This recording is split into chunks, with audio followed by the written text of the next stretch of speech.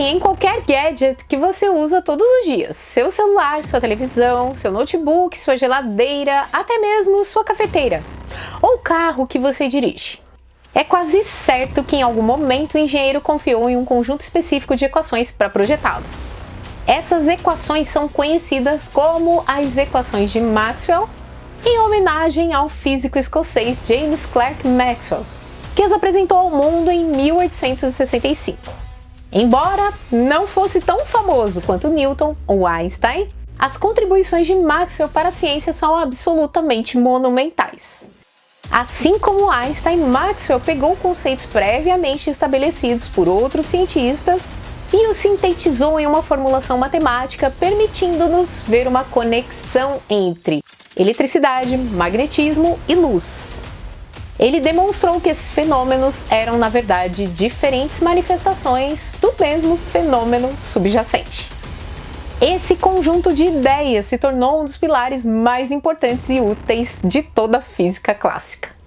Mas mesmo Maxwell não poderia ter previsto todas as revoluções que suas equações trariam para a tecnologia. Elas não apenas explicam quase todos os fenômenos elétricos e magnéticos que encontramos, mas acredite ou não, escondidas dentro delas está uma verdade profunda sobre a natureza da luz e por que ela viaja à velocidade máxima no universo.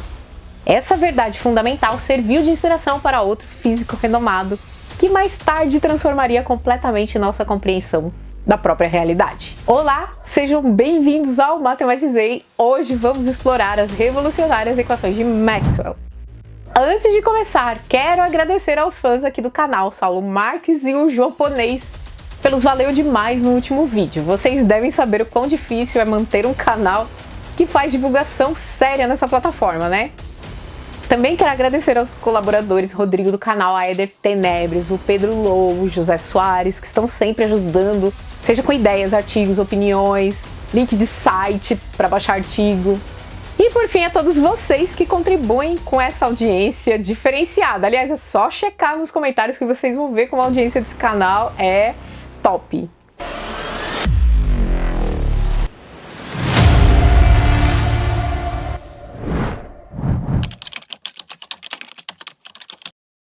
Embora essas equações possam parecer complexas à primeira vista, não se preocupe. Não vamos nos aprofundar em suas deduções matemáticas. Em vez disso, vou explicar o que elas significam e como se traduzem em aplicações práticas no mundo real. Pense nos objetos como tendo uma espécie de assinatura elétrica chamada de carga. É como se fosse uma característica intrínseca deles, assim como sua massa. Agora, quando se trata de objetos maiores com carga negativa, isso significa que eles têm mais elétrons do que prótons. Vamos simplificar. Imagine um objeto parado com carga. Ele só vai interagir com outros objetos que também têm carga. Da mesma forma, um ímã parado só vai influenciar outros ímãs, mas não objetos carregados. Agora, se você coloca um objeto carregado em movimento, ele começa a influenciar ímãs e vice-versa. Então, vamos abordar as equações que explicam isso. A primeira delas é baseada nos estudos de Carl Friedrich Gauss. Ela nos mostra como as cargas elétricas geram campos elétricos. Simplificando, se você tem uma carga elétrica, ela cria um campo elétrico ao seu redor. Se você está curioso sobre como o campo elétrico se espalha, pode usar uma equação específica para calcular isso. Essa equação leva em conta a divergência do campo elétrico. E essa divergência é influenciada por uma constante chamada de ε0, que é basicamente uma medida da resistência do vácuo à criação de um campo elétrico. Agora vamos falar sobre a segunda equação, conhecida como Lei de Gauss, para o magnetismo. É como uma versão magnética da equação anterior, mas ao contrário da equação elétrica, essa é mais uma regra de equilíbrio. Ela nos diz que se você tivesse uma esfera com um ímã dentro, nunca haveria uma configuração onde as linhas magnéticas sempre apontariam para fora ou sempre para dentro. Sempre haverá uma quantidade igual de campos magnéticos indo para dentro e para fora. Vamos falar sobre os polos magnéticos. Um ímã sempre tem dois polos distintos, não importa o quão pequeno ou grande seja. Você não pode ter um ímã com apenas um polo, seja ele positivo norte ou negativo sul. Por mais que você pense em cortar o ímã ao meio, isso não mudará essa característica.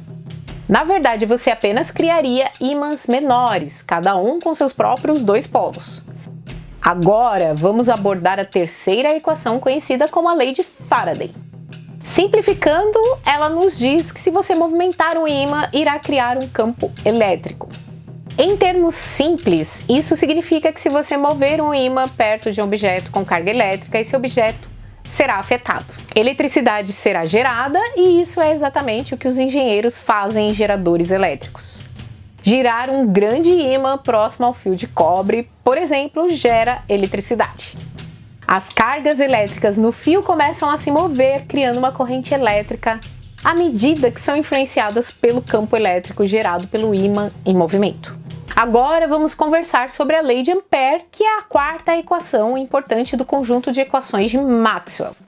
Essa lei nos diz que se você tem elétrons em movimento ao longo de um fio, isso gera um campo magnético ao redor desse fio.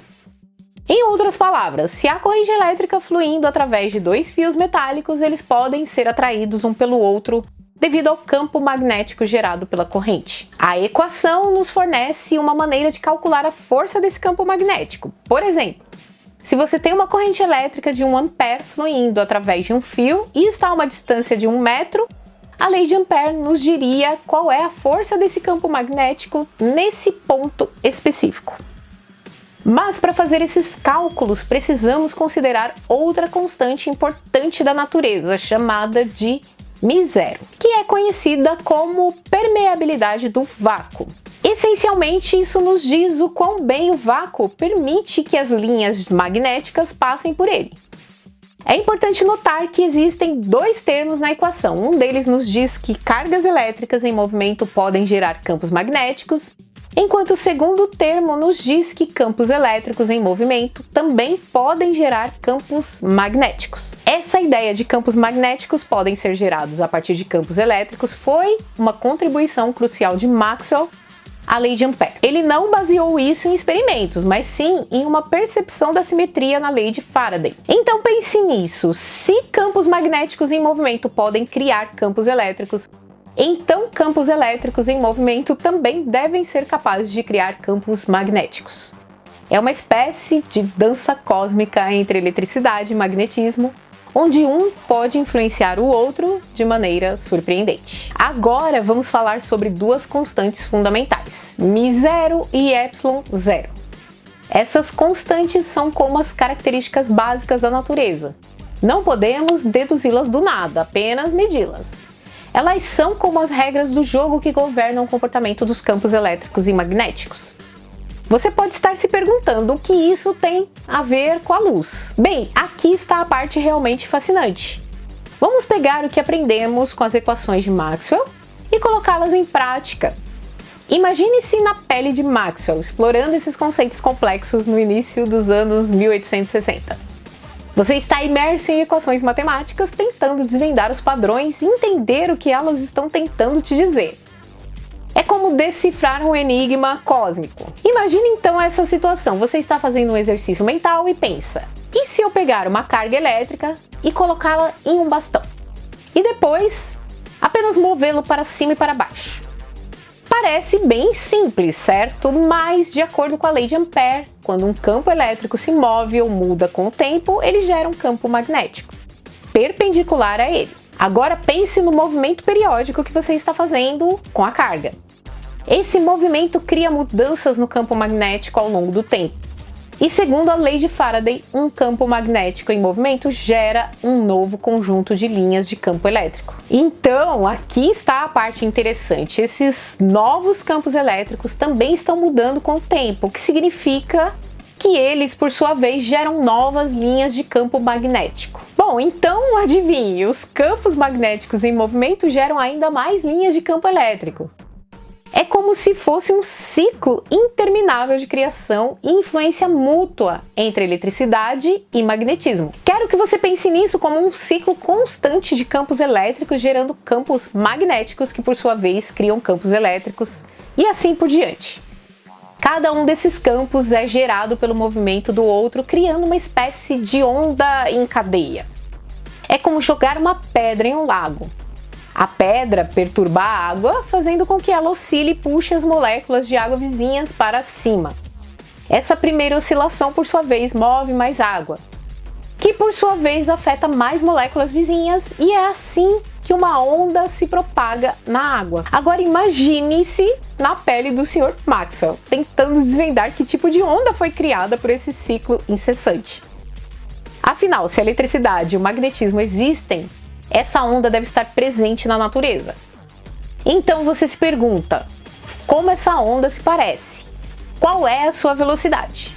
E para encontrar essas respostas, você mergulha nas equações que possui usando cálculo avançado de múltiplas variáveis, uma área, aliás, que Maxwell era excepcionalmente habilidoso. Vamos pular os detalhes técnicos, mas o que ele deduziu foi uma fórmula que relacionava a velocidade da onda com as constantes μ0 e ε0. Ao resolver essa equação, ele descobriu que a velocidade da onda é a raiz quadrada do inverso do produto de μ0 e ε0. Então, o que essas equações estão nos dizendo é que a velocidade dessa onda é inversamente proporcional à permissividade e permeabilidade do vácuo. Isso faz sentido? Bem, a permissividade pode ser comparada à resistência que o vácuo oferece à formação de um campo elétrico. Você pode pensar nisso como a viscosidade de um fluido. Em um líquido mais viscoso, é mais difícil se mover rapidamente. Sendo assim, é mais difícil você nadar num líquido mais viscoso do que na água. Da mesma forma, uma onda se propagaria mais rapidamente em uma substância com baixa permissividade. Para o vácuo, ε0 é o número que representa essa resistência. Já a permeabilidade pode ser vista como a resistência de um material à formação de um campo magnético, e é representada por outro número.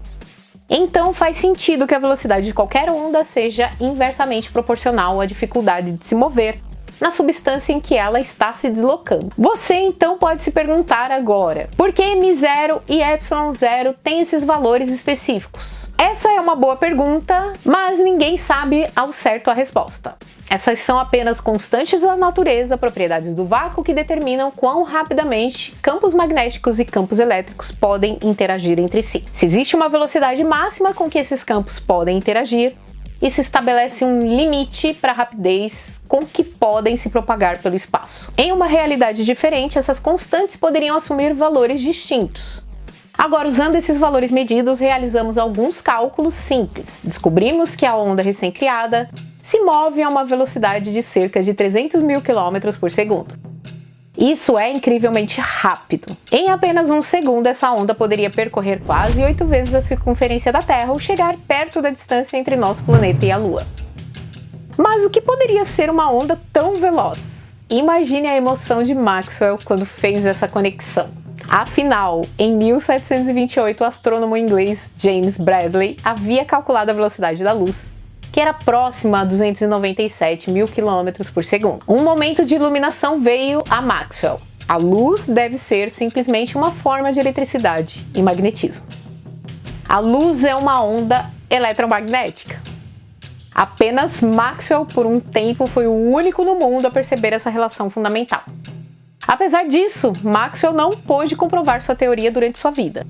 Porém, cerca de 20 anos depois, Heinrich Hertz realizou experimentos que confirmaram que Maxwell estava absolutamente correto. Mas a história não termina aqui. Aproximadamente 40 anos após os feitos de Maxwell, outro gigante da ciência, Albert Einstein, iniciou seus próprios exercícios de pensamento, seus experimentos mentais, inspirado pelas equações do físico escocês. Einstein se deparou com uma pergunta simples: se a velocidade da luz é uma característica fundamental do espaço, por que ela deveria mudar com base na velocidade do observador? Segundo sua lógica, não deveria importar se você medisse a velocidade da luz em um trem em movimento ou em repouso. O resultado deveria ser o mesmo, independentemente do referencial. Com essa simples premissa, Einstein desenvolveu a teoria especial da relatividade em 1905, revolucionando nossa compreensão da natureza e do tempo. Mais tarde, quando confrontado com a ideia de que ele estava de pé sobre os ombros de Newton, Einstein corrigiu: não, estou de pé sobre os ombros de James Clerk Maxwell. Maxwell não apenas inspirou Einstein, mas foi fundamental na criação das equações utilizadas por engenheiros elétricos para desenvolver as tecnologias mais celebradas e úteis que usamos hoje. Pessoal, era isso que eu tinha para falar. Me digam aí se vocês já conheciam essas equações, o que vocês acharam desses detalhes, curtiram? Comentem aí! Se você chegou até aqui, se inscreve no canal, deixa o like, assim você ajuda o algoritmo a impulsionar nosso vídeo nessa plataforma e compartilhem nas redes sociais de vocês. Gente, um beijo no coração de vocês e até uma próxima. James Clerk Maxwell.